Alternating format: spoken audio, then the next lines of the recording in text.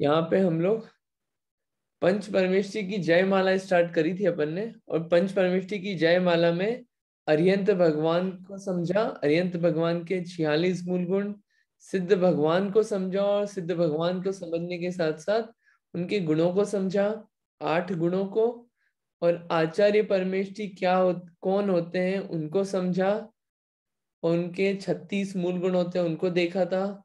फिर उपाध्याय परमेष्ठी कौन होते हैं, उनके 25 मूल गुणों को देखा था। अब अंत में जो हमारे साधु परमेष्ठी हैं, वो छंद हमारा चल रहा है, उसमें हम लोगों ने 28 मूल गुण में से 5 महाव्रत, 5 समितियां, 5 इंद्रिय विजय, ये ऐसे 15 देख लिए थे, और 6 आवश्यक कल स्टार्ट ही किया था कि आवश्यकों की अपन बात करनी थी आज। तो ऐसे 21 पूरे होते हैं, और फिर 7 अन्य मूल गुण, ऐसे 28 मूल गुण होते हैं। तो मैं स्टार्ट करूं उससे पहले आवश्यक जो है, आवश्यक की बात, आवश्यक किसे कहते हैं, आवश्यक किसे कहते हैं, ये सबसे पहला क्वेश्चन उठता है। कल थोड़ी बहुत बात बताई थी आवश्यक किसे कहते हैं, तो आप में से कोई बताएंगे कि आवश्यक किसे कहते हैं?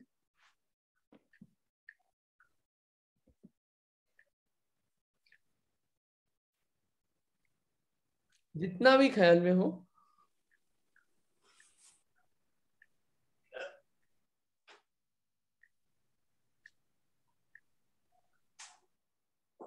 ठीक है, कोई बात नहीं, नहीं ख्याल है तो अपन देख लेते हैं अभी आवश्यक किसे कहते हैं, पहले उधर से चालू करते हैं। आवश्यक किसे कहते हैं? आवश्यक को समझने के लिए एक पहले शब्द होता है वर्ष्य। ये जो शब्द दिख रहा है ना, वर्ष्य, बीच के 3 शब्द, वर्ष्य, वर्ष यानी कि वश में होना, वश में होना यानी कि अधीन होना, गुलाम होना, अधीन होना। तो जो इंद्रियों के अधीन होता है उसे बोलते हैं इंद्रियों के वश्य है, और जो इंद्रियों के वश्य नहीं होता उसे बोलते हैं अवश्य है। ये जो कि वश में नहीं है, इंद्रियों के अधीन नहीं है। ठीक है। अब इंद्रियों के अधीन नहीं होना है, तो उसके लिए कुछ मेहनत करनी पड़ती है, कुछ ऐसे काम करने पड़ते हैं जिसके लिए इंद्रियों के अधीन ना हो, इंद्रियों के वश ना हो।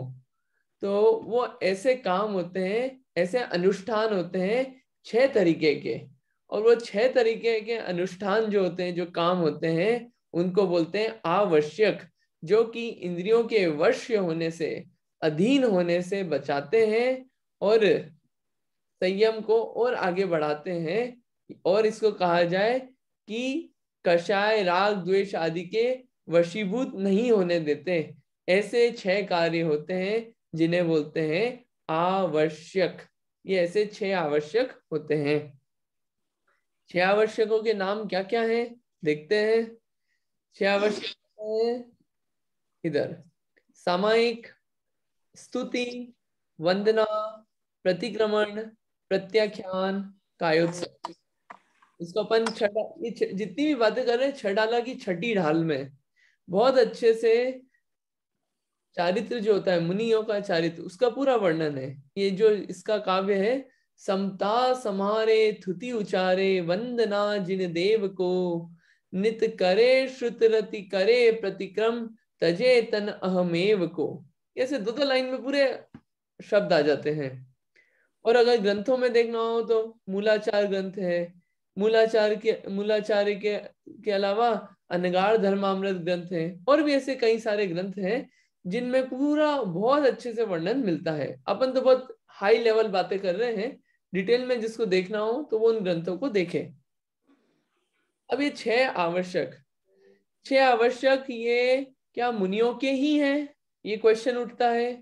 तो इसका जवाब ये है कि सिर्फ मुनियों के ही आवश्यक 6 नहीं होते हैं, 6 आवश्यक श्रावकों के भी होते हैं, जो कि श्रावकों के लिए भी करने के लिए होते हैं। उनके नाम ऐसे चलते हैं: देव पूजा, गुरु उपास्ति, स्वाध्याय संयम तप, दानं चेति गृहस्थानाम, षटकर्माणि दिने दिने। दिने दिने यानी रोज करने के लिए होते हैं ये काम, इसलिए लिखा है दिने दिने। और ये जो 6 आवश्यक है, इसका मतलब ऐसा नहीं है कि ये 6 आवश्यक सिर्फ मुनियों के ही करने के लिए हैं। पहले पहले जो आता था वर्णन, ये 6 आवश्यक श्रावकों के लिए श्रावकों के लिए भी कहे गए थे। फिर समय के साथ रूपांतरण हुआ और वो 6 आवश्यक इस रूप से आने लग गए देव पूजा आदि के माध्यम से। लेकिन ये 6 आवश्यक श्रावकों के करने लायक भी हैं। ये अर्थ क्या है, उन अर्थों को अपन देखते हैं और अब एक एक समझते हैं, फिर उसको रिलेट करेंगे कि ये इसका इंपॉर्टेंस क्या है 6 आवश्यकों का, क्यों मूल गुण है ये मुनियों के लिए, मूल गुण में क्यों रखा है इसे, वो बात देखेंगे। ठीक है, सबसे पहला सामायिक। कल सामायिक की थोड़ी सी बात की थी, सबकी अपन ने शॉर्ट में बात करी थी, आज डिटेल में बात करेंगे। सामायिक, सामायिक मतलब सिर्फ सामायिक पाठ पढ़ लेना नहीं होता है। सामायिक मतलब सिर्फ सामायिक पाठ पढ़ लेना नहीं होता है। सामायिक जो होता है, सामायिक का अर्थ होता है समता भाव। समता भाव उसे कहते हैं सामायिक। और उस समता भाव को लाने के लिए जो जो कार्य किया जाता है वो सब अपन सामायिक बोल देते हैं उसे। तो ये है समता भाव, हर चीज में समता भाव होना, न राग होना न द्वेष होना, इसे कहते हैं समता भाव। ये है एक आवश्यक, ये पहले नंबर का आवश्यक है। सामायिक को अपन थोड़ा अच्छे से समझते हैं और देखिए अपन 6 एंगल से समझेंगे। एक होता है नाम सामायिक। नाम सामायिक कैसे, यहाँ पे शब्द थोड़े कठिन मिलेंगे लेकिन मैं इसको बहुत आसान कर करके समझाने का ट्राई करूंगा। नाम सामायिक, जैसे कि अपन ने बचपन में देखा होगा, कोई अजीब अजीब नामों से अपने को बुलाते थे, कि जैसे कोई कुछ तो भी नाम बोल दिया, कुछ अजीब नामों से अपने को पुकार दिया। तो उन कैसे भी नामों से बुलाया जाए, कैसे भी नामों का प्रयोग किया जाए, कैसे भी नाम सुने, कैसे भी शब्द सुने जाए, उन शब्दों में राग और द्वेष नहीं होना, समभाव बने रहना, उसे कहते हैं नाम सामायिक। कोई अच्छे शब्द सुने, मान लीजिए कोई मल मूत्र आदि के शब्द सुने, नाम सुने, तो एकदम मन ऐसा हो गया। और कोई अच्छी चीजों के नाम सुने तो एकदम राग हो गया उन चीजों से। तो वो जो है वो नाम सुन के भी वो समभाव बने रहना, ये है नाम सामायिक। या उनके प्रति, किसी मुनिराजों के प्रति या शब्द बोल दिए, या नाम को बिगाड़ के बोल दिया। ये कुछ एग्जांपल दे रहा हूं मैं, और भी डिटेल्ड है इसका। कुछ नाम ही बोल दिया बिगाड़ के, तो उसमें क्या है, राग द्वेष नहीं हो जाना, द्वेष नहीं हो जाना, ये समभाव बने रहना, ये नाम सामायिक। दूसरा है स्थापना सामायिक। स्थापना सामयिक क्या होता है, स्थापना सामयिक शुभ या अशुभ स्थापना हो, इसका एक उदाहरण देते हैं। शुभ अशुभ स्थापना में समभाव कैसे बने रहना, कि जैसे मंदिरों के दर्शन करने गए, सब अलग अलग तरह की मूर्तियां होती है, उन अलग अलग तरह की मूर्तियों में भी ये अच्छी है, ये बेकार है, ये ऐसी है, ये वैसी है, अरे ये दर्शन करके अच्छा लग रहा है, बाकी तो नहीं, मजा नहीं आ रहा। ये जो है कि शुभ अशुभ में राग द्वेष पना होना, ये जो कार्य है, ये कार्य नहीं होना और समभाव बने रहना, ये होता है अपना सामायिक। पहले नाम सामायिक, दूसरा स्थापना सामायिक। ये पूरा अलग अलग चीजों में खोल के इसलिए बता रहे हैं कि सामायिक का अर्थ पता चले। पाठ रूप से तो अपन सब बोलते हैं, बहुत सारे सामायिक के पाठ है और उसमें सब बातें आती भी है, लेकिन वो एक एक चीज में वो प्रैक्टिस जो होती है मुनिराजों की लाइफ में, वो यहाँ पे खोल के बताया जा रहा है। तीसरा है द्रव्य सामायिक। नाम स्थापना द्रव्य। द्रव्य सामायिक क्या होता है, द्रव्यों को अपन समझें कि चीजें जो होती है, चीजों की सामायिक कैसे होगी, कि सोना हो कि चांदी हो, पत्थर हो कि कंकड़ हो, कि कोई मलमूत्र हो, माणिक हो, पत्थर हो या कांटे हो, कुछ भी हो, उन सब में ऐसा नहीं कि उसमें डिस्टिंग्विश नहीं कर पाएंगे, ये समझ में आएगा ये सोना है, ये चांदी है, ये पत्थर है, लेकिन उन सब में भी समभाव बनाए रखना। समभाव बनाए रखना, समभाव का मतलब है कि उसमें भी राग द्वेष नहीं होना, हर्ष और विषाद नहीं होना, ये जो भाव है समभाव बने रहना इन चीजों में भी, इसे कहते हैं द्रव्य सामायिक। नाम स्थापना द्रव्य, ये 3 तरह की सामायिक। 3 और है, क्षेत्र। अब क्षेत्र सामायिक क्या होता है कि हो सकता है अच्छा बगीचा हो, मुनिराज हो, अच्छा बगीचा दिखे, बढ़िया कोई महल के बाहर से जा रहे हो तो बढ़िया बढ़िया सा एकदम अच्छा सा महल देखने को मिल जाए, या कभी हो सकता है कहीं डेड बॉडी के सामने से गुजर जाए, या हो सकता है कोई मरे हुए जानवर के सामने से गुजर जाए, या फिर हो सकता है कोई जंगल में से निकले, हो सकता है इन सब चीजों का उनको समागम मिले, कोई अच्छे क्षेत्र मिले, कोई बुरे क्षेत्र भी मिले। तो उन सब क्षेत्रों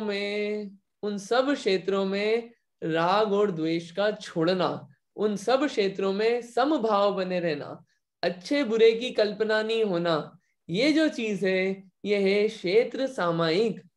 ये चीज जो है ये कितनी बड़ी चीज, ये इतनी बातें इसलिए हो रही है मुनिराजों के जीवन की कि मुनिराजों का जीवन कितना ऊंचा होता है, कितने महान होते हैं कि ये सब चीजें देख के भी उसमें समभाव बने रहना, अच्छे बुरे की कल्पना नहीं होना, राग द्वेष उनमें नहीं होना, ये सामायिक, ये जो सामायिक वाले भाव है ये बने रहना, ये जो मुनिराजों के जीवन में होता है, इसको समझने के लिए अगला है काल सामायिक।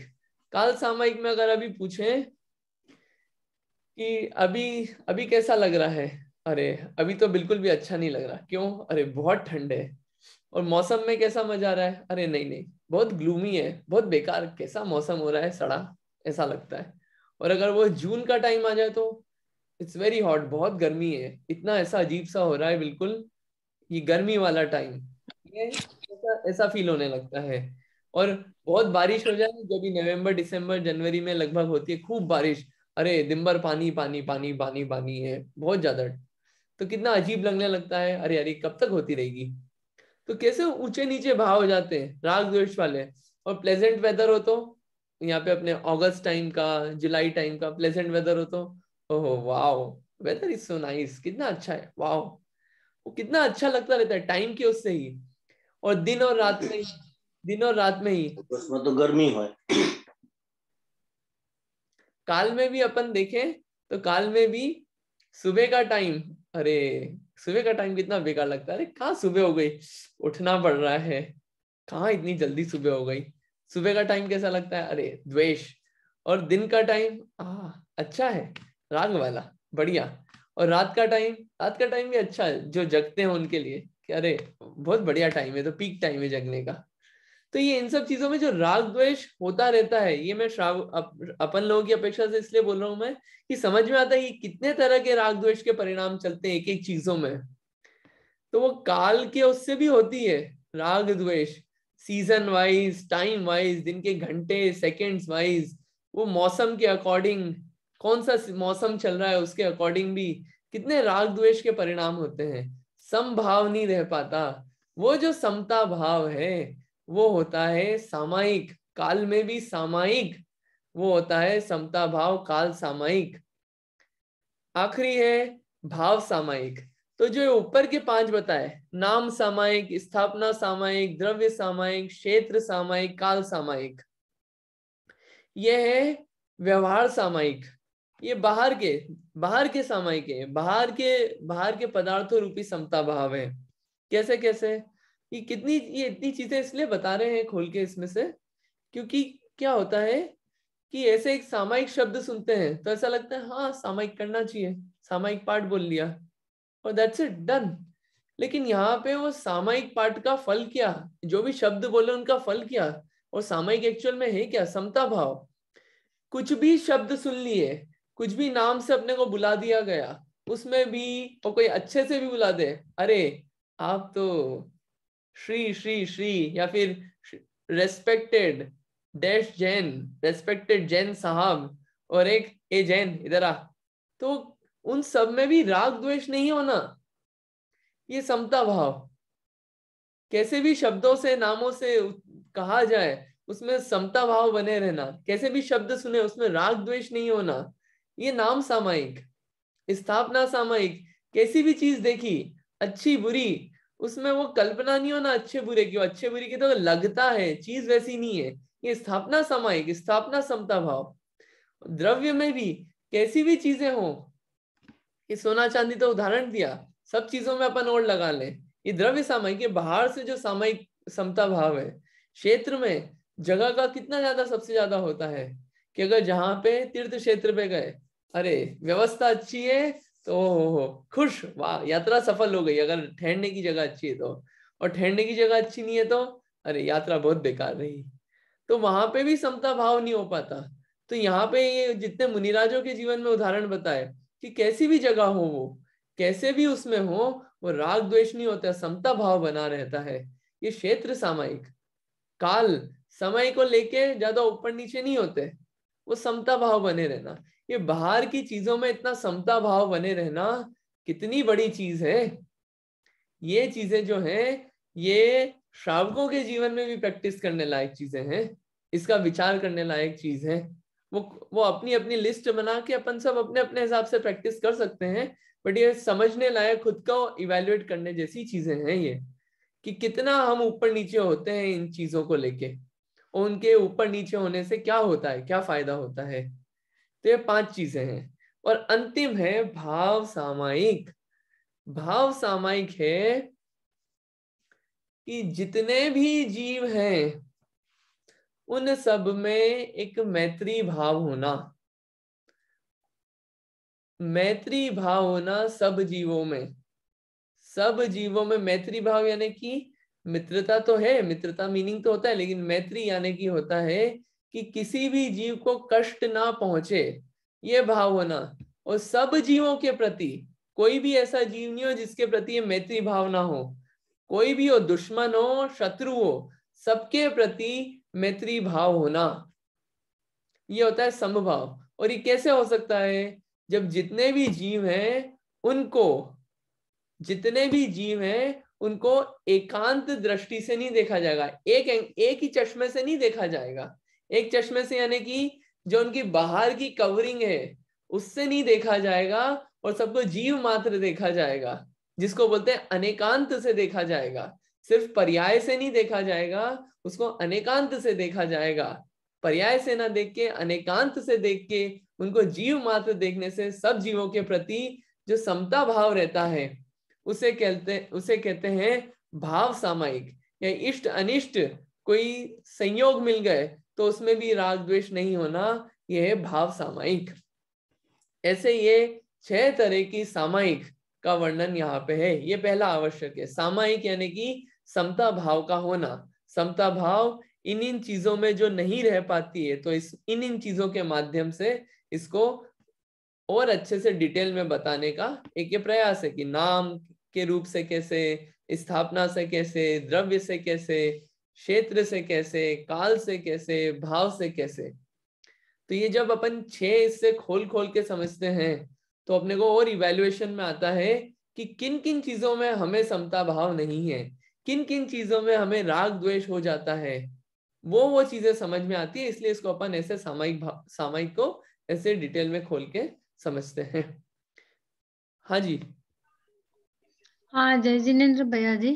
हाँ जी, जय जिनेन्द्र। एक क्विक क्वेश्चन था कि साधु परमेष्ठी जो होते हैं वो 24 घंटे सामायिक भावना में रहते हैं। हाँ, आप क्वेश्चन पूरा बोलिए, फिर मैं जवाब देता हूँ। हाँ, मेरा क्वेश्चन ये है कि जो साधु परमेष्ठी होते हैं ना, तो 24 घंटे सामायिक में रहते हैं। तो देखिए क्या है, ये जो सामायिक है, अब इसके थोड़ा सा इसका 2 आंसर है, 2 आंसर का एक ही आंसर है।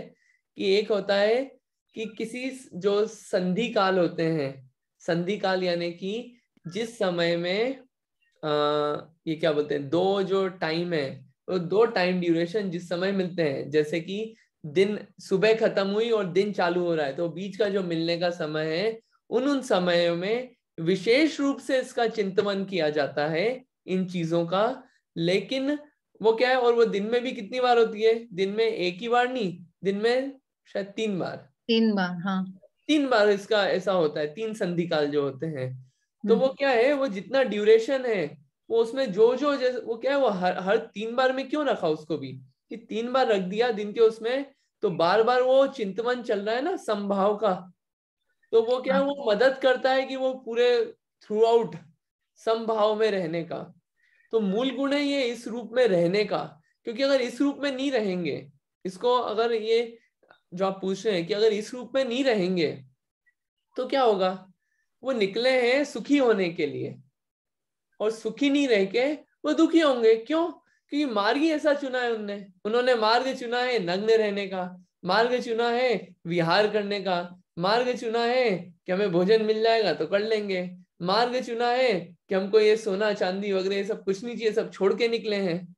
अब अगर वो छोड़ के भी इन चीजों में अगर वो अच्छा बुरा करने लग जाएंगे, तो मुनि पने में जो उनको सुख चाहिए था, उससे जो सुख की तरफ जाना था, और इन चीजों से हटके आत्मा की तरफ ध्यान देखना था, वो नहीं दे पाएंगे, क्योंकि इन चीजों में ही उलझ जाएंगे ना। इसका एग्जाम्पल अपन खुद को सोचें तो, मतलब गृहस्थों की लाइफ में होता क्या है, ये व्यक्ति आया ये अच्छा है, ये आया ये बुरा है, ये चीज घर में है ये अच्छी है, नहीं नहीं ये बुरी है, उसने ऐसा बोल दिया ये अच्छा था, वाह, इसने ऐसा संबोधन किया ये बुरा है, अरे बेकार है, और कुछ चीज देखी, अरे ये अच्छी नहीं है, अरे ये बहुत बढ़िया है। ये दिन भर किसी जगह गए, कहीं अच्छी जगह चले गए तो अरे ये तो क्या बढ़िया जगह है, अरे ये तो ऐसी बेकार है, चलो वहीं चलते हैं, ऐसा ही करते हैं। तो इन्हीं में टाइम बीत जाता है ना, आत्मा की तरफ कब जाएंगे? तो रहना तो इसी में है, सामायिक भाव में, लेकिन उसके लिए प्रयास जो है वो 3 संधि कालों में किया जाता है, जिससे कि थ्रू आउट बना रहे। आई होप आपका कुछ आंसर दे पाया होऊंगा मैं। हाँ, तो is that the same thing as सामायिक तीसरी प्रतिमा है वो श्रावक के लिए? श्रावकों की जो सामायिक की तीसरी प्रतिमा है, जो देखिए जो हाँ तीसरी प्रतिमा है ना सामायिक की, ये जो ये हाँ। प्रतिमाएं है, ये अभ्यास रूप है। जितनी भी प्रतिमा है ना, इसको आप ऐसे समझिए ये अभ्यास है मुनि जीवन में आने का। तो अच्छा। हाँ, ये जितनी भी ये 11 प्रतिमा है, ये है हम्म। क्या, ये हमको मुनि जीवन की तरफ बढ़ना है अब। तो बढ़ने के लिए आप ये देखिए 11 स्टेप्स हैं। 11 स्टेप्स कैसे कैसे बढ़ती गई, पहले हमने व्रत लिए, फिर और आगे बढ़े, फिर और आगे बढ़े, सामायिक ले ली फिर हमने आगे जाके, फिर उसके बाद और आगे बढ़ गए, ब्रह्मचर्य ले लिया, उसके आगे और आगे गए, फिर हमने क्या करा, आरंभ छोड़ दिया, फिर उसके बाद हमने परिग्रह छोड़ा, मतलब वो एलग शुल्लक रहे। मैं पूरा एक एक 11 का मैं नहीं बोलूँ इवेल्युएशन, लेकिन हम एक एक रूप से आगे बढ़ते गए ना, क्या अभ्यास करते गए। किस चीज का अभ्यास? मुनि जीवन में जाने का अभ्यास। सिर्फ वहीं पे टिके रहना है वो काम नहीं हो रहा है वहां का प्रतिमा का प्रयोजन। तो सामायिक जो व्रत वो उसमें होती है, उससे और उत्कृष्ट रूप से है मुनि जीवन में, वहां पे अभ्यास रूप से है प्रतिमा में। अच्छा, ठीक है। वहां पे थैंक यू। स्टार्टिंग हुई है और अभ्यास रूप से, यहाँ पे तो मूल गुण है, और यहाँ पे तो बिल्कुल उत्कृष्ट रूप है उसका। हाँ। अब एक इसमें एक बात और आती है, सामायिक क्या सिर्फ संधि कालों में ही किया जाता है? तो ऐसा कोई रूल नहीं है। वैसे तो ऐसा है कि संधि कालों में किया जाए, लेकिन समभाव की अब प्रैक्टिस करना है तो नहीं, अब वो समय तो निकल गया, करें ही नहीं हम, नहीं, बाद में भी करें। मैं ये नहीं बोल रहा हूँ कि वो समय छोड़ के ही करें, नहीं, करना वही समय है, लेकिन वो समय नहीं भी हो पाए तो उस समभाव का विचार प्रैक्टिस करना, वो कार्य बाद में भी किया जा सकता है, उसके लिए मना ही नहीं है, लेकिन बेस्ट समय वो निर्देशित है। ठीक है। अब ये सामायिक जो है, ये सामायिक पाठ आदि होते हैं, अलग अलग पाठ हैं, अलग अलग रूप से कहा जाता है। उसमें जो शब्द मिलेंगे, शब्द में आपको सब समभाव समभाव, वो समभाव इन सब चीजों का ही मिलेगा। अब आप सामायिक पाठ कोई सा भी पढ़ेंगे, सामायिक पाठ एक है वो जो 6 वाला है, वो प्रत्याख्यान, प्रतिक्रमण, स्तवन, वंदना, उस रूप से लिखा हुआ है एक 6 वाला, और फिर अलग अलग और सामायिक पाठ लिखे हुए हैं। अब आप उनके वर्ड्स को देखेंगे तो आपको उसमें भाव यही मिलेगा, नाम में, स्थापना में, द्रव्य में, क्षेत्र में, काल में, भाव में, इन सब में समभाव को ही उसमें दोहराया जाएगा, बार बार उन शब्दों को ही दोहराया जाएगा, उन शब्दों से अपने आप को समझाया जाता है कि इन सब में मुझे संभाव रखना है। यह है सामायिक। तो ये डेली प्रैक्टिस करने जैसी चीजें हैं, और ये श्रावकों के लिए भी है। पहला हो गया सामायिक। अब आते हैं दूसरे पे।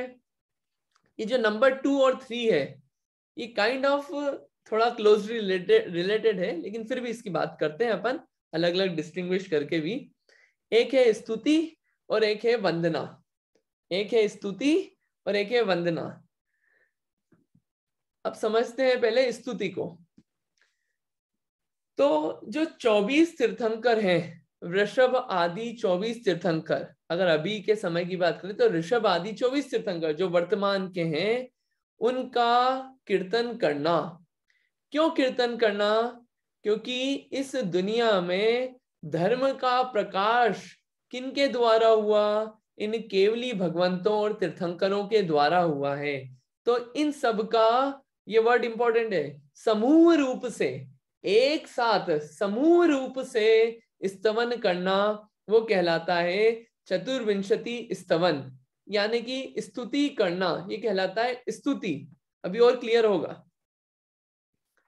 चतुर्विंशति स्तवन है, ये भी नाम रूप से, स्थापना रूप से, द्रव्य रूप से, क्षेत्र रूप से, काल रूप से, भाव रूप से, इन 6 रूप से किया जाता है। ये 24 तीर्थंकरों का और केवली भगवंतों का, इन सब का एक साथ समूह रूप से भी नाम, स्थापना, द्रव्य, क्षेत्र, काल, भाव रूप से स्तवन किया जाता है। इस स्तवन को करना ये कहलाता है दूसरा मूल गुण, दूसरा आवश्यक मूल गुण। क्यों करना चाहिए?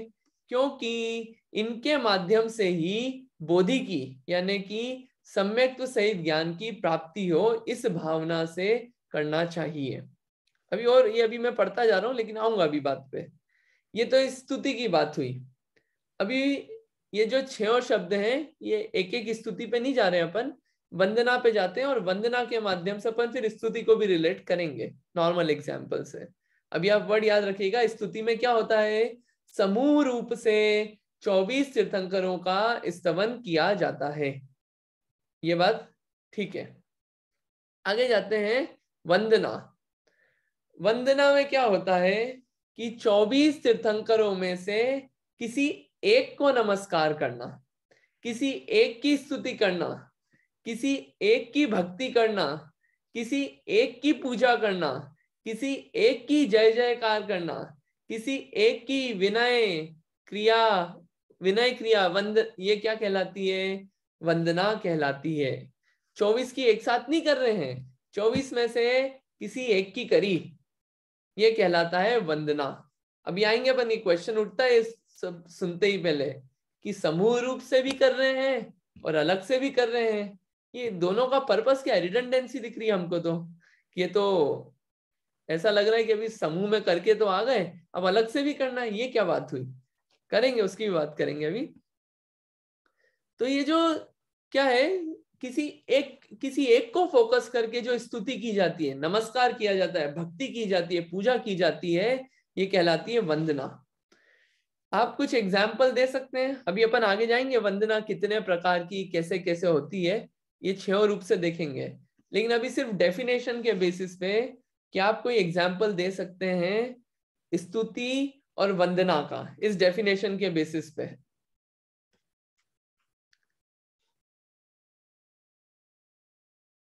मेरा क्वेश्चन समझ में आया होगा शायद, और नहीं आया हो तो मैं वापस रिपीट कर देता हूं।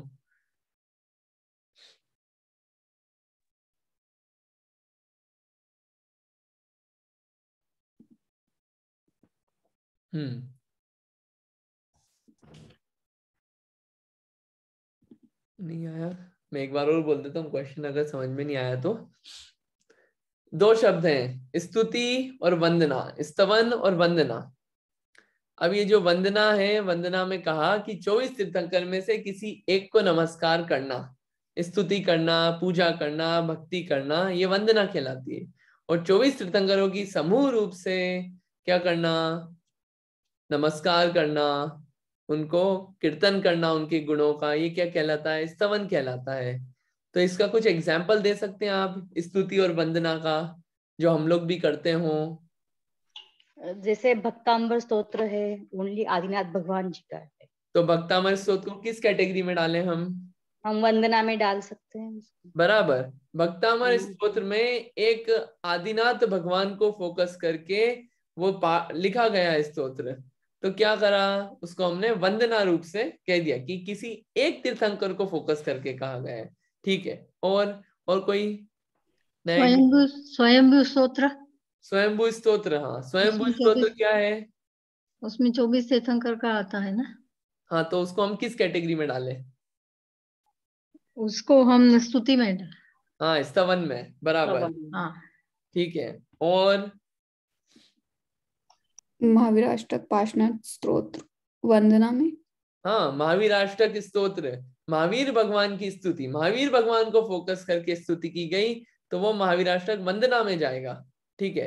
पार्श्वनाथ स्तोत्र वो काय में जाएगा? वंदना में जाएगा। और हम जो पूजन करते हैं महावीर भगवान जी का, वो भी भक्ति से पूजा करना, वो वंदना में ही आ जाएगा, वो वंदना में आ जाएगा, बराबर। और 24 तीर्थंकर की पूजा करते हैं, 24 तीर्थंकर की पूजा करते हैं, उसे किस में रखें हम? स्तवन में आएगा। हाँ स्तवन में आएगा। स्तवन में आएगा। ठीक है, बढ़िया। और एक क्वेश्चन, समुच्चय पूजा, समुच्चय पूजा किस में आएगी? स्तवन में आ जाएगा। स्तवन में आएगा। ठीक है, क्योंकि इसमें सबको मिक्स करके एक साथ देव शास्त्र गुरु विद्यमान 20 तीर्थंकर और अनंतानंद सिद्ध परमेश्वरी। ठीक है, अब अपन इसको और थोड़ा समझते हैं, वंदना को और अच्छे से समझते हैं। तो उससे वो स्तवन में भी घट जाएगी वो चीजें, अपन समझने का ट्राई करते हैं। 6 रूप से समझेंगे वंदना को। सबसे पहला है नाम रूप से। नाम रूप से कैसे? कि जो 24 तीर्थंकर हैं इनमें से एक एक तीर्थंकर का उच्चारण करना, किसी एक तीर्थंकर को का उच्चारण करना नाम का। जैसे कि संभवनाथ जी, तो एक ही नाम पे फोकस किया, ये हुआ, क्या हुआ? ये हुआ नाम वंदना। किसी एक तीर्थंकर को फोकस करके, श्री संभवनाथ जी, श्री संभवनाथ जी, ये क्या हुआ? नाम वंदना। स्थापना वंदना, स्थापना वंदना क्या है? कि किसी इतने 24 तीर्थंकरों में से किसी एक तीर्थंकर की प्रतिमा की स्तुति पूजा करना, ये कहलाता है स्थापना वंदना। कि हमने जो पूजा कर रहे हैं, हम किसी एक तीर्थंकर को फोकस करके कर रहे हैं, ये कहलाता है स्थापना वंदना। तीसरा है कि द्रव्य वंदना। कि हम जो वंदना कर रहे हैं वो 24 तीर्थंकरों में से किसी एक के अंगों की स्तुति कर रहे हैं। यानी किसी एक तीर्थंकर को लिया हमने, उनके एक एक अंगों का हम गुणगान कर रहे हैं किसी एक तीर्थंकर के, तो यह है द्रव्य वंदना। चौथा है क्षेत्र वंदना। क्षेत्र यानी कि क्षेत्र होते हैं, कल्याणक क्षेत्र होते हैं। तो ऐसे इतने 24 तीर्थंकर हुए, 24 तीर्थंकरों के अलग अलग कल्याणक भूमियां हैं। तो कल्याणक भूमियां कौन कौन सी है? जैसे कि सम्मेद शिखर जी निर्वाण कल्याणक भूमि है 20 तीर्थंकरों की। फिर अयोध्या जो है बहुत सारे तीर्थंकरों की क्या है? जन्म भूमि है। कुछ तीर्थंकरों की अलग तीर्थ भूमियां हैं, काकंदी और फिर और भी कौशाम्बी, और भी अलग अलग भूमियां हैं जहाँ पे पांचों में से कोई ना कोई एक कल्याणक हुए हों। तो उस क्षेत्र रूप से, उस क्षेत्र का भी, जैसे अपन वो बोलते हैं ना निर्वाण क्षेत्र की पूजा, सम्मेद गढ़ गिरनार चंपा पावापुरी कैलाश को, तो वो किसकी पूजा करें अपन? क्षेत्र की, तीर्थंकरों के कल्याण क्षेत्र की। लेकिन इन कल्याणकों के क्षेत्र से भी हम उस क्षेत्र की जगह की वाहवाही नहीं कर रहे हैं, सिर्फ उन क्षेत्रों से भी लक्ष्य किसकी तरफ जाने का है? एम है उन तीर्थंकरों की तरफ जाने का, उन तीर्थंकरों की वंदना करने का। तो क्षेत्र रूप से हम वंदना कर रहे हैं, सिर्फ उस जगह की नहीं कर रहे हैं, उस जगह से हम उन तीर्थंकरों के करीब जा रहे हैं। ऐसे ही यहाँ पे ये पूजन आदि आता है, नाम आदि आता है। तो उसमें क्या होता है कि नाम आदि में हम वो ये जैसे ये नीचे काल में आते अपन, काल में तीर्थंकरों के प्रत्येक कल्याणक के समय की या वर्तमान स्थितियों में उसका आरोप करके भक्ति स्तुति करना। कि वो उस समय का जो काल था, तीर्थंकर के समय का काल, उस काल रूप से उनकी पूजा वंदना आदि करना। जैसे कि इक्ष्वाकु वंश के थे उस समय के, उस समय ऐसा माहौल था, ये सब बातें भी आती है ना वंदना करते वक्त। किसी एक तीर्थंकर की कर रहे हैं तो अपन कि कैसी कैसी स्थिति थी, तो वो उस रूप से भी वंदना हो रही है। तो हम उस समय की उन स्थितियों की वंदना थोड़ी कर रहे हैं, उससे हम फोकस किसकी तरफ कर रहे हैं? फोकस भी हम उस समय उन भगवान की तरफ जाने का ही कर रहे हैं। ये काल रूप से वंदना हुई। जैसे यहाँ अपन कई बार में और वंदना को और थोड़ा सा एक और स्टेप से एक और बताते हैं कि कई बार जैसे क्या बोलते हैं, भगवान के पिताजी माता जी का नाम आता है, जय त्रिशला नंदन हरिकृत वंदन। अब क्या त्रिशला माता को नमस्कार कर रहे हैं वहां पे?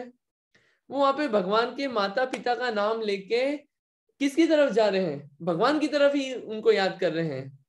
वो पार्श्वनाथ भगवान का जो भजन आता है, अश्वसेन के राज दुलारे, तो जो नाम ये अलग अलग तरीके से जो फोकस किया एक तीर्थंकर पे और अलग अलग चीजें लेके क्या करा, फोकस किस पे किया? भगवान पे किया। जैसे तैसे कैसे भगवान की तरफ गए, क्षेत्र रूप से चले गए, द्रव्य रूप से चले गए, प्रतिमा की तरफ से चले गए, नाम रूप से चले गए, उस समय रूप से चले गए। ये तो क्या हो गए? ये 5 तरह के वंदन जो हुए ये बाहरी रूप से हुए। जो सबसे अंतिम है ये बाहरी रूप से नहीं, व्यवहार बाहर के हैं। जो निश्चय से जो वास्तविक वंदना है वो कैसी है? वास्तविक वंदना कि बाहर की चीजें तो देखी एक एक तीर्थंकर की, जैसे और क्या क्या क्या हो सकती है कि उन तीर्थंकर के समय में कितनी आरिकाएं थी, उन तीर्थंकरों के समय में कितने मुनिराज थे, गजब है ऐसे तीर्थंकर। उन तीर्थंकर के समय कितने गंधर्व थे, वो सब वर्णन करते करते हुए क्या किया? तीर्थंकर को नमस्कार किया। लेकिन ये उन तीर्थंकर का समर्षण कितना बड़ा था, उन तीर्थंकर के समय में कितने देव आए थे, उन तीर्थंकर का समर्षण कितने समय लगा था। ऐसे अपन अलग अलग बातें कर करके उनकी वंदना करते हैं। लेकिन ये जो वंदना हो रही है ये सब बाहर के रूप से हो रही है, हो वंदना ही रही है, लेकिन ये वंदना कैसी हो रही है? बाहरी रूप से हो रही है। और जो असली वंदना है, असली यानी कि जो मुख्य है वंदना, वो है भाव वंदना। इसको अपन ये भी कह सकते हैं निश्चय वंदना। यानी कि 24 तीर्थंकरों में से किसी एक के गुणों का मन वचन काय से स्तवन करना। कौन से गुणों का? आंतरिक गुणों का, अनंत दर्शन, अनंत ज्ञान, अनंत सुख, अनंत वीर्य, इन गुणों का जो स्तवन किया जाता है। ये जो उनके आत्मिक गुण हैं, शरीर आश्रित गुण नहीं है, शरीर आश्रित चीजें नहीं है, उन गुणों से, उन गुणों का अपने मन वचन काय से स्तवन करना, वो क्या कहलाता है? भाव वंदना। और इसी को आप अगर आप लगा लेंगे किस पे? सबके समूह रूप से, तो उसको हम बोलेंगे स्तुति। ये स्तवन और वंदना। इसमें देखिए आप कि मुनिराज जो होते हैं, मुनिराज का भी जो मेन किस चीज के लिए निकले हैं? आत्म ध्यान के लिए, आत्म प्राप्ति के लिए, शुद्धोपयोग की साधना के लिए, मोक्ष जाने के लिए। तो वो ध्यान में भी पूरे समय नहीं रह पाते, तो ज्ञान की आराधना करते हैं। तो उस समय में भी ये जो तीर्थंकरों की ये वंदना है, स्तुति है, इसका भाव आता है उनको।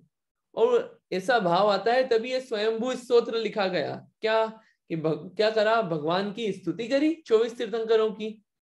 और लघु तत्व स्फोट, एक एक तीर्थंकर की वहां पे स्तुतियां की गई है। लघु तत्व स्फोट नाम का एक न्याय का ग्रंथ है, वो पूरी स्तुति कर दी वहां पे उसमें। तो ऐसे अलग अलग स्तुतियों की, ग्रंथों की, ये ऐसे छंदों की जिसमें स्तुतियां की गई है, वंदना की गई है अलग अलग रूप से, वो मुनिराजों ने करी है।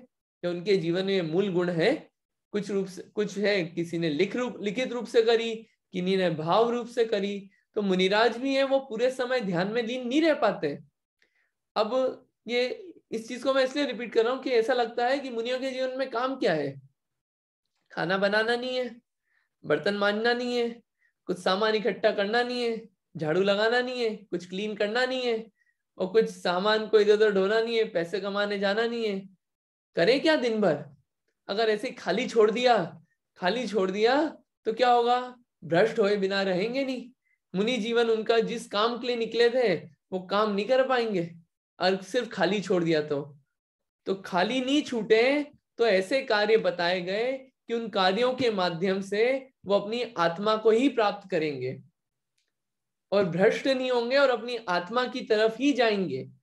तो ये जो स्तुति, वंदना, सामयिक, ये सब चीजें क्या है? ये सब चीजें आत्मा में ठहरने के लिए, राग द्वेष रोकने के लिए, इंद्रियों के वश नहीं होने के लिए जो अपना उपयोग है, उपयोग किस पे लगाया? भगवान पे लगाया, और भगवान से लगा के किस पे लगाया? खुद पे लगाया। ये सब ये इसलिए मूल गुण है, ये 3 मूल गुण हुए। अब इसमें एक क्वेश्चन आता है, अंकित भैया, ये 24 तीर्थंकरों में से किसी एक के अंगों की स्तुति करना, अंगों की, ये थोड़ा समझा देना।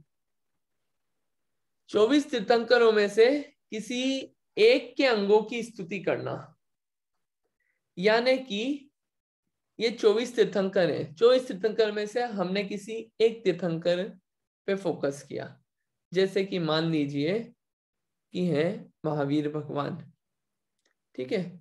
अब महावीर भगवान की मूर्ति है, अब वो मूर्ति देख के एक एक, अहो गजब, क्या मुद्रा है, गजब की महावीर भगवान की नासाग्र दृष्टि है, गजब हाथ पे हाथ कैसे दृष्टि लगाए हुए हैं। ये महावीर भगवान के रूप से ऐसी स्तुति करना, एक तीर्थंकर, एक किसी तीर्थंकर विशेष की ऐसे स्तुति रूप करना, ये कहलाता है द्रव्य वंदना।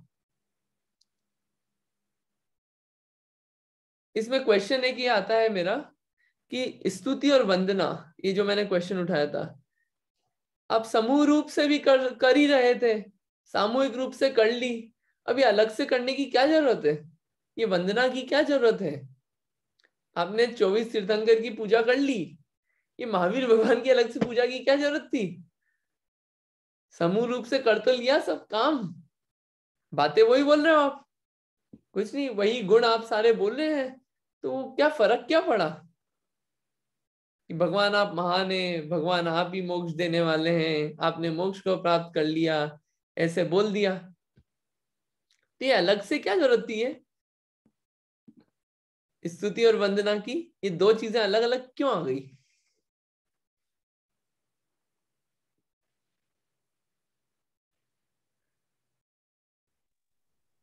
वंदना में मन वचन काया शुद्ध करके चारों दिशाओं में 4 शिरोन्नति और प्रत्येक दिशा में 3 आवर्त, ऐसे 12 आवर्त करके पूर्व या उत्तर दिशा में अष्टांग नमस्कार करना तथा एक तीर्थंकर की स्तुति करना, ये वंदना है तो ये करनी ही चाहिए। और स्तवन है वो गुण कीर्तन करना है, 24 तीर्थंकरों के गुण कीर्तन करना है, वो भी करना ही चाहिए, क्योंकि ये आवश्यक परिहारिणी भावना है ना, उसमें भी कहा है। हाँ, आपने एडिशनल इंफॉर्मेशन दी है, बट मेरा क्वेश्चन ये है कि आपने स्तुति कर ली, ठीक है, जैसे स्तुति करी 24 तीर्थंकरों की, फिर अलग से एक पे फोकस करके वंदना क्यों करना है? क्वेश्चन ये है मेरा। आपने जो इन्फॉर्मेशन दी वो अच्छी इन्फॉर्मेशन है, लेकिन अभी मेरा क्वेश्चन कुछ और है। हाँ, क्यों करना? हाँ, अलग से ये 2 चीज क्यों दी गई? एक दे देते बस, स्तुति या वंदना, ये 2 अलग अलग चीजें क्यों दी? यहाँ पे ये स्तुति वंदना 5 ही रह जाते आवश्यक, ये 6 क्यों हो गए? हाँ, वो सही है। क्वेश्चन ये है। हाँ, या आप ही बता देना ठीक तरह से। हाँ, और कोई आप ट्राई करना चाहते हैं? एक मिनट, आप नीचे जाते हैं वंदना पे। और कोई आप ट्राई करना चाहते हैं?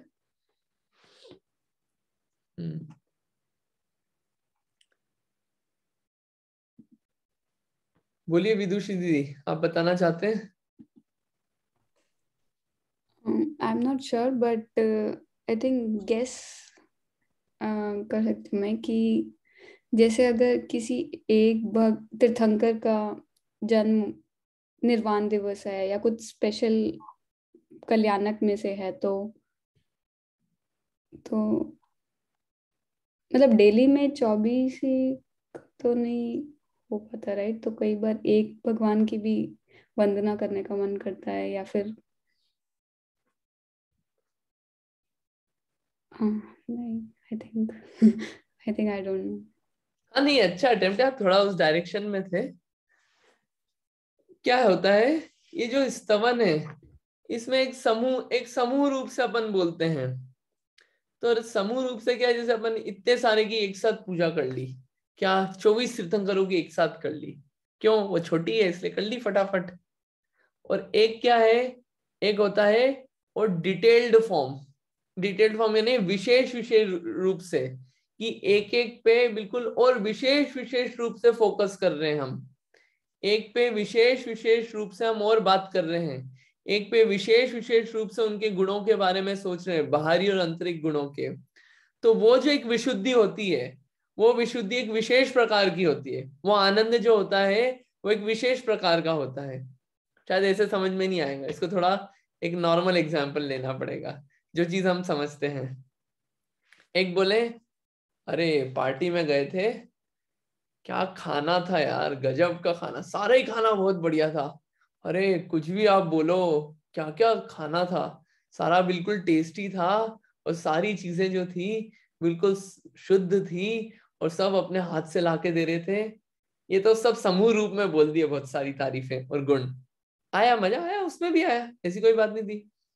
अरे क्या बताएं आपको, अब आते हैं वंदना पे, अब आते हैं एक एक पे। अरे वहां जो जलेबी थी ना, अरे क्या बनी थी, उसका लुक देखते, क्या बिल्कुल चमक रही थी, बिल्कुल केसर की, और उसमें जो चाशनी थी ऐसे बिल्कुल टपक रही थी, उसको खाने के बाद ओहो क्या स्वाद आया। और ऐसी जलेबी तो आज तक नहीं खाई, ऐसी तो देख के ही मतलब इतना अच्छा हो गया। और बनाने वाले भी जो थे और परोसने वाले भी इतने प्यार से परोसे थे, एक एक जलेबी ला ला के मुंह में भी खिला रहे थे। हा, ये अंतर आता है कि नहीं उसके एक्सपीरियंस में, उनके गुणों में, उनको समझने में, एक एक बात को और समझने में, एक वो विशुद्धि, उस चीजों के प्रति आकर्षण और विशुद्धि में अंतर आता है कि नहीं। एक एक चीज को अपन खोल खोल के और डिटेल में समझते हैं, एक एक चीज पे फोकस करके, और एक समूह रूप से बात कर ली तो वो क्या सामान्य बात हो जाती है, और एक विशेष रूप से एक एक पे जाके जो फोकस किया उससे बहुत अंतर आता है। तो इसके लिए स्तवन और वंदना, ये दोनों चीजें बताई कि दोनों चीजें करना है, स्तुति भी और वंदना भी। और मुनिराजों के जीवन में वो दोनों चीजें, जो दोनों चीजें हैं, ये दोनों चीजें आवश्यक रूप में है कि अपने 24 घंटे में ये कार्य करना है। ये जितनी भी चीजें ना, सामायिक, वंदना, स्तवन, इन सब के लिए भी टाइम ड्यूरेशन अलोकेटेड है कि इतना टाइम तो आपको करना ही है ये सब काम। तो जो मुनिराजों का जो 24 आवर्स होते हैं, वो इतने बिजी आवर्स होते हैं कि उसमें उनके पास फालतू टाइम नहीं रहता है। इनफैक्ट सोने का भी ज्यादा टाइम नहीं होता है, और वो गृहस्थों से ज्यादा बिजी होते हैं। कुछ काम नहीं होते हुए भी सबसे ज्यादा बिजी वही होते हैं, क्योंकि उनके पास इतने बड़े बड़े काम हैं, 5 महाव्रत पालना, 5 समितियां पालना, 5 इंद्रिय विजय करना, इन सब के प्रति जागृत रहना, और ये स्तुति, वंदना, सामायिक, ये सब रोज करने के काम उनको अलोकेटेड है सब रूप से, ये करने लायक है। ये स्तुतियां और वंदना में और बताएं तो ये 10 भक्तियां जो लिखी गई, ये कौन सी, जैसे क्या बोलते हैं, चैत्य भक्ति, नंदीश्वर द्वीप भक्ति, ये सब जो भक्तियां लिखी गई है, ये सब क्या है, एक समूह रूप से जो लिखी गई, ये क्या है, ये स्तवन है। ये सब लिखे गए पूज्यपाद आचार्य और कुंदकुंद आचार्य के द्वारा, ये भक्तियां लिखी गई कि समूह रूप से जो फोकस करके लिखी गई, वो सब भक्तियां भी लिखी गई है। तो ये सब कार्य हुए हैं, और ये मुनि जीवन में ये आवश्यक क्रियाएं हैं, ये करते हैं, वो वंदना स्तुति सब करते हैं, और वो किया जाता है अच्छा से पूरा। तो उससे क्या है, वो भाव जो है, वो भाव उस रूप से बना रहता है। इसका मैं और अगर इसको थोड़ा और क्लियरली बोलूं तो, और ये इसकी और आवश्यकता क्यों है स्तुति और वंदना की, मैं आपको यहीं पे मंदिर के हिसाब से बताता हूँ। मंदिर में दर्शन करें, सामान्य दर्शन कैसे होते हैं, दर्शन करें, जो जाते हैं नमोकार मंत्र बोला, और बेस्ट नमोकार मंत्र बोला, 3 परिक्रमा दी, 2-5 मिनट बैठे, देखा और आ गए घर। और एक ये होता है कि वहां पे भगवान को देखा, पहले बहुत अच्छे से देखा, दर्शन करने गए, वहां पे दर्शन किए, दर्शन करने गए, जो भी हम करते हैं परिक्रमा दी और वो सब करा। फिर अब वो जितने भी 24 में से 12 भगवान हैं, एक एक भगवान के सामने एक एक स्तुति बोली अपन ने, 12 भगवान है, 12 के सामने एक एक स्तुति बोली। वो जो भावों की विशुद्धि होगी उसमें जो अंतर है, और एक समूह रूप से एक स्तुति एक जगह खड़े हुए घूम घूम के बोलिया है और वो काम हो गया समूह रूप से, वो उन दोनों में बहुत अंतर आएगा। तो वो एक एक रूप से आप ऐसा करके देखिएगा, तो ऐसा करने से जो है वो अंतर बहुत ज्यादा पड़ता है। तो इसलिए स्तुतियां ये स्तवन भी है और वंदना भी है, दोनों चीजों को मूल गुण में रखा गया है। अब नेक्स्ट आता है प्रतिक्रमण। प्रतिक्रमण, ये प्रतिक्रमण क्या होता है? प्रतिक्रमण होता है कि मुनि जीवन है, अब है मनुष्य ही, गलतियां होगी, अतिचार लगेंगे, होंगे, सब होगा। अब क्या करें? अतिचार लग गए, गलती हो गई तो अरे ठीक है, इट्स ओके, कोई बात नहीं, लगते रहने दो, अपन तो मुनि है, चलता है अपने को, अपन जितना कर रहे हैं उतना ही बढ़िया है, जो कर रहे हैं वही अच्छा है। अपने आसपास के रास्तों को देखो, इतने सारे हैं, ये तो कुछ नहीं कर पा रहे, तो अपन जो कर रहे हैं बढ़िया, जितना हो जाए अच्छा है। नहीं, ऐसा सिस्टम नहीं है। उसमें वो स्टैंडर्ड्स मेंटेन करना है, और अगर गलती हो जाए, गलती होगी, पक्की बात है, गलती होगी, गलती होगी, तो उन गलती को, उन दोषों का शोधन करने का भी एक तरीका है, और वो तरीका है प्रतिक्रमण। प्रतिक्रमण जो है, जो अगर दोष लग गए हैं, जो पूर्व में जो दोष लग गए हैं, उन दोषों से अपनी आत्मा को पृथक करना, अपनी आत्मा को अलग करना और आत्मा का शोधन करना, इसे कहते हैं प्रतिक्रमण। इसे क्या कहते हैं? प्रतिक्रमण। तो प्रतिक्रमण के बारे में और देखते हैं हम। प्रतिक्रमण भी जो है वो 6 रूप से है, 6 रूप से हम देखते हैं इनको। कौन कौन से 6 रूप से होंगे? 6 नाम ही बता दीजिए, फिर अपन अर्थ देखेंगे। नाम तो याद हो गए होंगे 6, अब 6 रूप से कैसे कैसे होते हैं प्रतिक्रमण, बोलिए। नाम, स्थापना, द्रव्य, क्षेत्र, काल, भाव से। ठीक है, नाम, स्थापना, क्षेत्र, काल और भाव से। ठीक है, द्रव्य भी रहेगा। हाँ द्रव्य भी है, बराबर है। ठीक है, इसका अर्थ बता सकते हैं आप एक एक का? अब थोड़ा सा गैस करने का ट्राई करना चाहेंगे आप? नाम से कैसे प्रतिक्रमण होगा, या 6 में से किसी भी एक में, किसी भी एक में सोचने का हो, इसलिए इसलिए मैं पूछ रहा हूँ, वरना अपन तो पढ़ेंगे ही फिर। नाम, स्थापना, द्रव्य, क्षेत्र, काल, भाव, इनमें से किसी भी एक का अगर कोई भी ट्राई करना चाहें आप। किसी के नाम के बारे में शुभ अशुभ विचार किए हो तो उसके बारे में उसके जो हमने शुभ अशुभ विचार किए हैं उन दोषों को दूर करके पश्चाताप, दोषों को स्मरण करके उसको पश्चाताप करना और उनको मिथ्या करने के लिए प्रयत्न करना, इसलिए वो नाम प्रतिक्रमण है। ठीक है, बढ़िया बढ़िया, अच्छी बात है। और उसके आगे, नाम के आगे स्थापना। स्थापना, स्थापना करते वक्त कुछ चूक भूल हो गई हो तो किसी गुण, किसी के गुणों के बारे में हम स्थापना करते वक्त कुछ अशुभ, शुभ अशुभ भाव किए हो तो उसके बारे में, उसके दोषों को दोषों को न होने दे, इसलिए प्रतिक्रमण करना। अच्छा, या दोष किए हैं उनको स्मरण करके पश्चाताप करके प्रतिक्रमण करना। इसको देखते हैं अपन, अभी इसको देखेंगे। ठीक है, और हाँ, अब और कोई बाकी 4 बचे, और कोई ट्राई करना चाहेंगे आप? कोई और ट्राई करना चाहेंगे आप में से, जो बाकी के 4 बचे हैं? हाँ, द्रव्य जो हमने कुछ नियम लिया हो या त्याग किया हो। आपके अलावा और कोई, अपन और भी लोगों को देख लेते हैं, और कोई ट्राई करना चाहे तो। आपसे 2 पूछ लिए। हाँ हाँ, विदुषी जी आप बोल रहे हैं? हाँ, द्रव्य किसी चीज से रिलेटेड हो, कोई सोना चांदी या किसी चीज से रिलेटेड हो, उसके लिए कुछ दोष लगा हो तो उसके लिए प्रतिक्रमण करना। क्षेत्र जैसे किसी जगह से रिलेटेड हो गया कि ये अच्छी बुरी जगह है, या फिर यहाँ से जाते हुए स्मेल आई, उस से रिलेटेड कोई दोष हो तो उसका प्रतिक्रमण। काल में, काल हो गया मतलब किसी टाइम से रिलेटेड, मतलब ठंडी गर्मी, बसंत ऋतु, या मतलब मौसम से रिलेटेड किसी चीज में, या टाइम से रिलेटेड किसी चीज में दोष लगाया हो तो उसके लिए मतलब उन दोषों का शोधन करना। बराबर है। और भाव का हो गया, जैसे किसी के लिए अच्छा भाव आ गया या किसी के लिए बुरा भाव आ गया, या में किसी के लिए इष्ट या अनिष्ट पदार्थों में पॉजिटिव या नेगेटिव फीलिंग्स होना किसी चीज के लिए, वो हो गया। तो ठीक है, बढ़िया, ठीक है, बहुत कुछ आइडिया लग गया। अब इसको अपन देख लेते हैं। देखिए जो प्रतिक्रमण है ना, ये प्रतिक्रमण भेद होता है प्रायश्चित का। आप तत्वार सूत्र में देखेंगे तो प्रायश्चित के 9 भेद होते हैं, 9 प्रकार का होता है।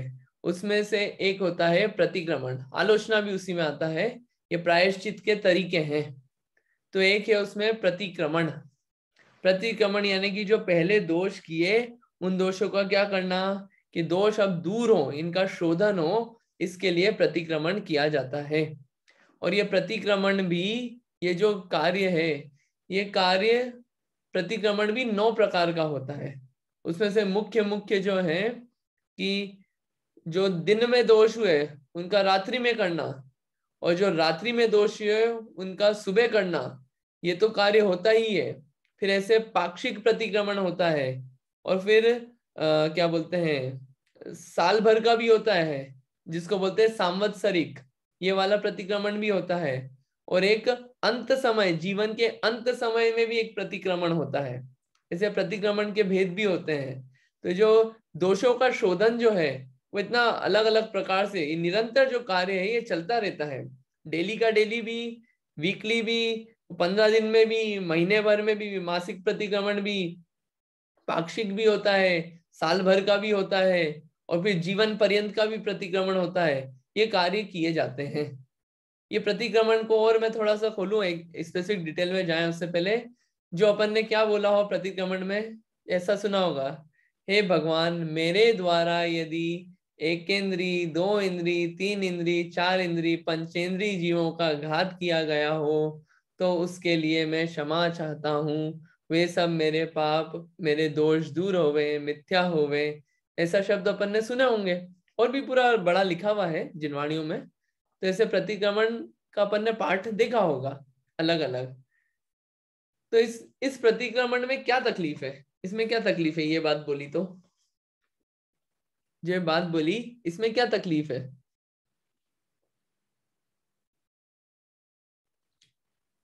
इसमें यदि यदि मुझसे किया गया हो, तो इसमें तो ऐसा हो गया जो शब्द रटा रटाया हो, यदि किया गया हो, वो सिर्फ शब्द रूप से नहीं, वो जो है वो उसके पूरे भाव रूप से आए तो वो प्रतिक्रमण सार्थक होता है।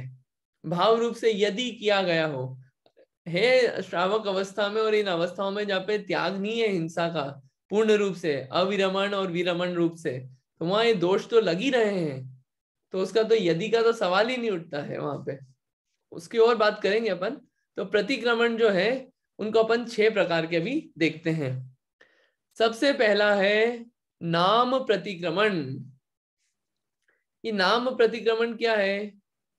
नाम प्रतिक्रमण होता है कि ऐसे शब्द कहे गए हों, ऐसे शब्दों का उच्चारण हुआ हो, ऐसे खराब शब्द मुंह से निकले हों, उन शब्दों से, अब उन शब्दों से जो दोष लगे हों उनसे शुद्धि करना, उनसे अपने आप का शोधन करना, उनसे अपनी आत्मा को अलग करना, वो कहलाता है नाम प्रतिक्रमण। या फिर प्रतिक्रमण पाठ का उच्चारण करना, वो भी नाम प्रतिक्रमण में आ जाएगा। या फिर स्थापना प्रतिक्रमण, कि सरागी देवी देवताओं की या सरागी लोगों में अपने परिणामों को जोड़ा हो, उसमें अपने परिणामों को लगाया हो, उसमें अपने परिणामों की स्थापना की हो। रागी द्वेषी जीवों में या देवी देवताओं में या और भी चीजों में अपने परिणामों को लगाया हो, तो उनसे निवृत्ति के लिए स्थापना प्रतिक्रमण होता है। तीसरा होता है द्रव्य प्रतिक्रमण। द्रव्य प्रतिक्रमण क्या होता है? कि जिसमें वध्य हुआ हो, यानी कि हिंसा आदि कार्य हुए हो, उसमें कहीं ना कहीं रूप से हमारा जुड़ाव हो गया हो, उसका सेवन हो गया हो, उन द्रव्य का कहीं ना कहीं रूप से जुड़ाव हो गया हो, तो उन परिणामों से, उन दोषों से हटने के लिए होता है द्रव्य रूप परिणमन, प्रतिक्रमण। चौथा है क्षेत्र रूप से, कि ऐसे क्षेत्र में जाना हो गया हो जिस क्षेत्र में जाने से अतिचार लगे हों, दोष लगे हों चर्या में, दोष लगे हों मुनि जीवन में, उन दोषों से मुक्त होने के लिए जो प्रतिक्रमण है वह क्षेत्र रूप का प्रतिक्रमण। फिर है काल रूप से, कि काल के आश्रय से जो दोष लगे हों उनसे निवृत्त होने के लिए, वो है काल रूप का प्रतिक्रमण। और आखिरी है भाव रूप का। भाव रूप का क्या, ये बाहर के जो थे ये तो बाहर की चीजों के आधार के से थे। आखिरी का था भाव रूप से, कि आत्मा में पाप रूप भाव भी हुए हों गलती से, क्रोध मान माया लोभ रूप भाव हुए हों, राग द्वेष के भाव लगे हों, उनसे जो अतिचार हुए हों, उनसे निवृत्ति के लिए होता है भाव प्रतिक्रमण। मुनि जीवन है तो इसका मतलब ये नहीं कि उसमें क्रोध मान माया लोभ है ही नहीं। कषाय जो होती है वो 16 प्रकार की होती है। अनंतानुबंधी, अप्रत्याख्यानावरण, प्रत्याख्यानावरण और संज्वलन। तो उसमें अनंतानुबंधी, अप्रत्याख्यानावरण और प्रत्याख्यानावरण क्रोध मान माया लोभ नहीं होती ऐसी 12, लेकिन संज्वलन क्रोध मान माया लोभ है। तो क्रोध मान माया लोभ से बिल्कुल मुक्त नहीं हुए हैं, लेकिन वैसी क्रोध मान माया लोभ नहीं है, वैसी क्वालिटी की नहीं है जैसी गृहस्थों के हैं। अब ये कैसी होती है वो अलग विषय है, लेकिन ये इतनी बात हाईलाइट करनी थी। तो ये जो इनसे दोष लगते हैं इन अलग अलग रूप से, ये क्या, ये वैरायटी बतानी थी कि इन अलग अलग चीजों से दोष लग जाते हैं, उन दोषों से निवृत्त होना है तो क्या किया जाता है, प्रतिक्रमण किया जाता है। ये प्रायश्चित का तरीका है क्या, ये प्रतिक्रमण करना, उन दोषों से निवृत्त होने के लिए उपाय करना। इसमें एक क्वेश्चन है मेरा कि प्रतिक्रमण अभी बोला कि डेली वाला भी होता है। अब जब डेली वाला हो रहा है तो ये मासिक प्रतिक्रमण की क्या जरूरत, और जब मासिक हो रहा है डेली हो रहा है तो सांवत्सरिक प्रतिक्रमण की क्या जरूरत, और जब डेली मासिक हो रहा है और मासिक भी हो रहा है, सांवत्सरिक भी हो रहा है, ईयरली भी हो रहा है, तो ये लाइफ टाइम के जो अंत समय में समाधि मरण से पहले जो प्रतिक्रमण होता है उसकी क्या जरूरत। जो काम मतलब डेली चल ही रहा है तो उसके लिए एंड की क्या जरूरत, इतने बड़े बड़े अलग अलग करने की क्या जरूरत है, ये इतने सारे क्यों बताए प्रतिक्रमण फिर, कि इसलिए कि कोई सा भी एक कर लो एंड यू आर डन, क्यों बताइए ये प्रतिक्रमण।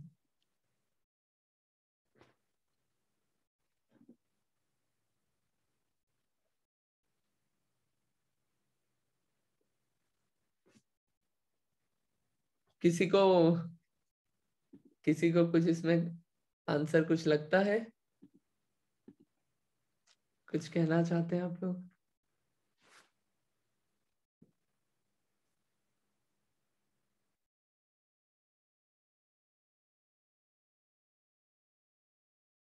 मैं बता देता हूं, जैसे एग्जाम होती है तो उसमें क्या होता है, मंथली एग्जाम्स भी होती है, क्वार्टरली एग्जाम्स भी होती है। अब जब मंथली एग्जाम्स भी हो रही है, क्वार्टरली भी हो रही है, तो अब ईयरली एग्जाम की क्या जरूरत है। डेली ये F1 F2 अलग अलग टेस्ट भी होते रहते हैं, अलग अलग ग्रेड के अलग अलग टेस्ट भी होते हैं, वीकली बाई वीकली टेस्ट भी होते रहते हैं, तो फिर ईयरली एग्जाम की क्या जरूरत है। वो इसलिए होता है कि और बड़े रूप से कुछ रह गए हों, डेली में तो कर ही रहे हैं लेकिन फिर भी कुछ और चीजें रह गई हो तो उन सब की बिल्कुल पूरी शुद्धि की जाए। जैसे और विशेषता लाने के लिए, दोषों की शुद्धि के लिए ये अलग अलग रूप से सारे प्रतिक्रमण बताए गए हैं, तो उतने सारे प्रतिक्रमण जो है वो आवश्यक में आते हैं मुनिराजों के, ये करना चाहिए प्रतिक्रमण। ये श्रावकों के लिए भी है, श्रावकों को भी प्रतिक्रमण करना चाहिए। ठीक है, ये हुए 4। अब फिर प्रत्याख्यान और कायोत्सर्ग बचता है, तो इसको अब कल ही लेते हैं क्योंकि आज बहुत सारा विषय हो गया है। मुझे लगता है कि थोड़ा स्पीड स्लो करके चलना चाहिए इसमें। तो मेन 4 बात हुई अपनी आज। 4 बात कौन कौन सी हुई, सामायिक, वंदना, स्तुति, प्रायश्चित। 2 बचते हैं, प्रत्याख्यान और क्रायोत्सर्ग। प्रत्याख्यान और कायोत्सर्ग को वैसे शॉर्ट में बताने का एक बार तो मन हो ही रहा है मेरा। प्रत्याख्यान, ये प्रतिक्रमण जो है, ये आप लोगों ने क्वेश्चन नहीं पूछा लेकिन मैं ही उठा देता हूं कि दोषों का शोधन जो है, दोष तो लगेंगे लेकिन ये प्रतिक्रमण करने की जरूरत क्यों है? नहीं करे प्रतिक्रमण तो क्या दिक्कत हो जाएगी? अगर वहां पे क्या दिक्कत हो जाएगी अगर प्रतिक्रमण नहीं करे तो? अपने दोषों को नहीं शोधें, अपने दोषों से निवृत्ति के लिए प्रयास नहीं करें तो क्या दिक्कत हो जाएगी? प्रतिक्रमण आवश्यक की क्या जरूरत है? ये क्वेश्चन है मेरा। ऐसा नहीं करें, ठीक है, दोष लग गए, ध्यान रखेंगे अगली बार, ठीक है, डन, चलो आगे।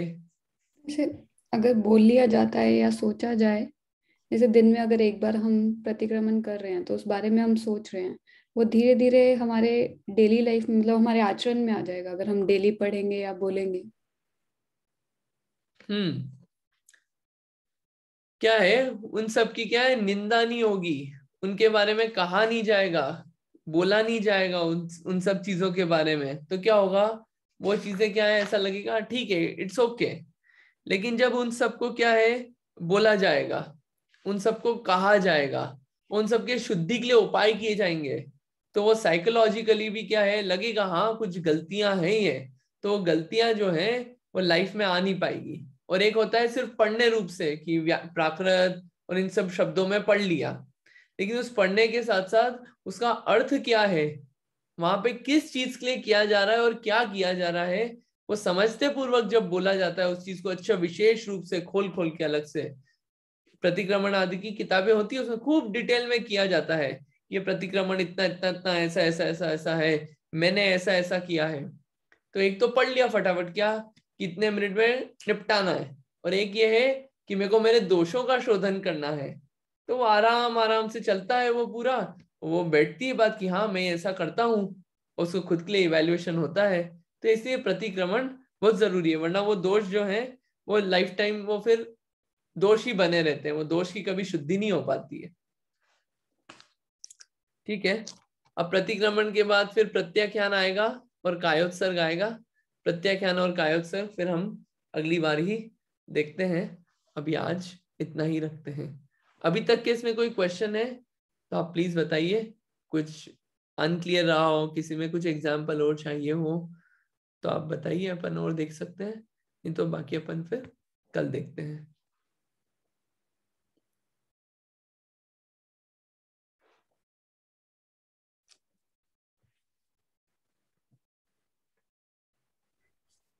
ठीक है, ठीक है, इतना ही रखते हैं, आज इतना ही रखते हैं, बाकी अपन नेक्स्ट डे देखेंगे।